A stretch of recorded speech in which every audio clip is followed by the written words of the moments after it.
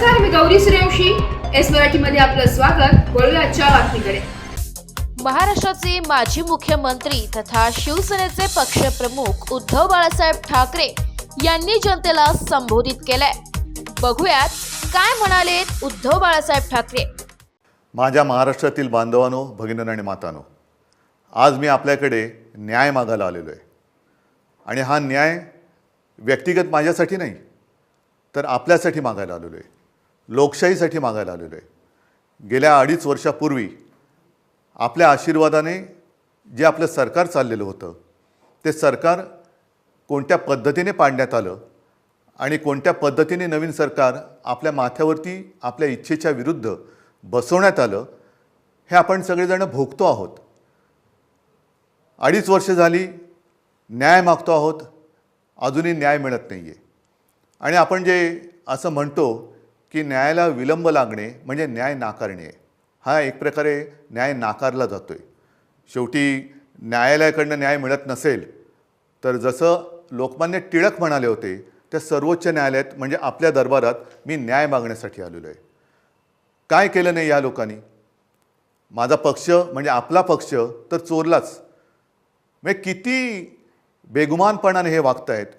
दिवसा ढवळ्या दरोडा घातला, आपला पक्ष चोरला, पक्षाचं नाव चोरलं, पक्षाचं चिन्ह चोरलं, अगदी शिवसेना प्रमुखांचा फोटोसुद्धा चोरला आणि म्हणे हे त्यांचे विचार घेऊन पुढे चाललेले आहेत. हे सगळं चोरलं तरी देखील केवळ आणि केवळ आपल्या आशीर्वादामुळेच मी ठाम उभा आहे. त्यांना जे काय वाटतंय की त्यांनी सगळं माझ्याकडनं चोरलं, कदाचित त्यांना ते चोरलं असं वाटत असेल, पण एक गोष्ट ते चोरू शकले नाही आणि चोरू शकत नाही, ते म्हणजे तुमचं प्रेम, तुमचा आशीर्वाद आणि तुमचा विश्वास. या एकाच गोष्टीवरती मी या बेबंदशाही विरुद्ध, होय बेबंदशाही विरुद्ध लोकशाहीची लढाई लढतो आहे. आणि त्याच्यासाठी मला तुमचे आशीर्वाद पाहिजे.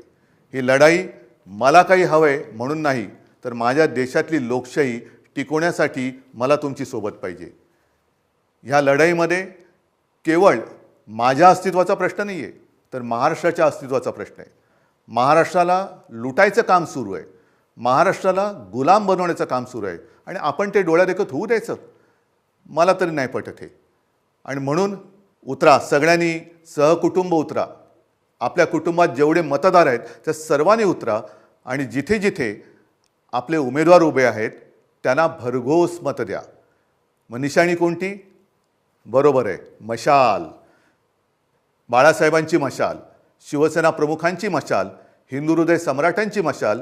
आणि प्रत्येकाने या त्वेषाने आणि जिद्दीने उतरलं पाहिजे की मी बाळासाहेबांची मशाल आहे आणि ही बेबंदशाही मी माझ्या मताने जाळून भस्म करून टाकणार म्हणजे टाकणारच. उतरा आणि जाळून भस्म करा. धन्यवाद. जय हिंद, जय Maharashtra. Bureau report S Marathi news, Nashik. अशाच नवीन ताज्या घडामोडी जाणून घेण्यासाठी आमच्या एस मराठी न्यूज चॅनलला लाईक करा, शेअर करा, सबस्क्राईब करा आणि बेल आयकॉनला क्लिक करायला विसरू नका.